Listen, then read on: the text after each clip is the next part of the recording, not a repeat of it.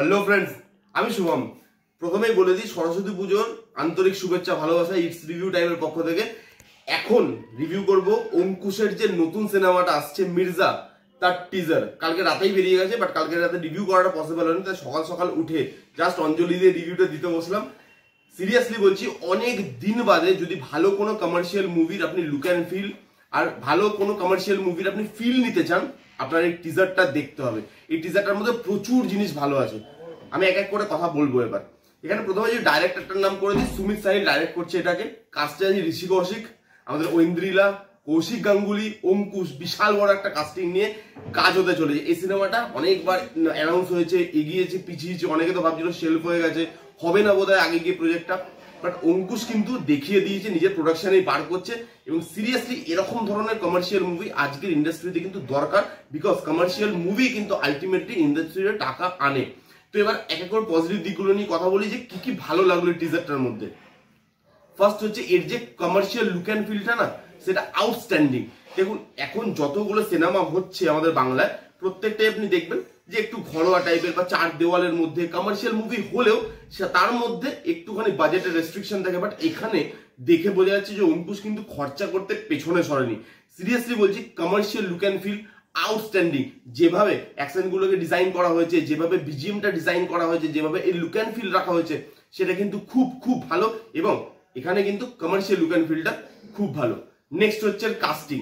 আমি প্রথমেই বললাম ঐন্দ্রিলা, কৌশিক গাঙ্গুলি। ঐন্দ্রিলার পারফরমেন্সটা দেখতে হবে সিনেমায়, বিকজ খুব একটা তো কাজ করে না, তো সেরকম ভরসাও আমার নেই ঐন্দ্রিলার ওপরে, বাট কিছু ভেবেই হয়তো নিয়েছে। এখানে অঙ্কুশ আছে, ঋষি কৌশিক আছে, আর মেন হচ্ছে কৌশিক গাঙ্গুলি। কৌশিক গাঙ্গুলি, অঙ্কুশ, এই দুজনের কেমিস্ট্রিটা আমি দেখতে চাই, এই দুজনের পেয়ারটা দেখতে চাই। ফ্রেশ লাগছে, কাস্টিংটা ভালো লাগছে, পারফরমেন্স আশা করবো খুব ভালো হবে।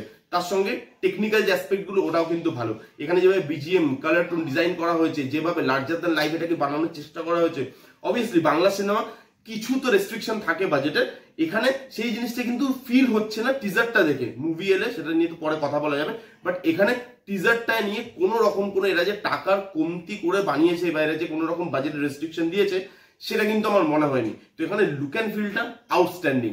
আর লাস্ট হচ্ছে এরকম ধরনের সিনেমাতে যেটা সব থেকে ইম্পর্টেন্ট, সেটা হচ্ছে পাওয়ারফুল কিছু ডায়লগ দরকার থাকে। তো এইখানে যেরকম পাওয়ারফুল ডায়লগ আছে, যেমন তাসের খেলা দিয়ে বা গোলাম, রানী, টেক্কা, এই জিনিসগুলো দিয়ে যেভাবে ডায়লগটাকে সাজানো হয়েছে, সেটা কিন্তু খুব ভালো লেগেছে। এরকম ধরনের সিনেমাতে পাওয়ারফুল ডায়লগ এক্সপেক্টেড, এবং এখানে কিন্তু পাওয়ারফুল ডায়লগ আছে।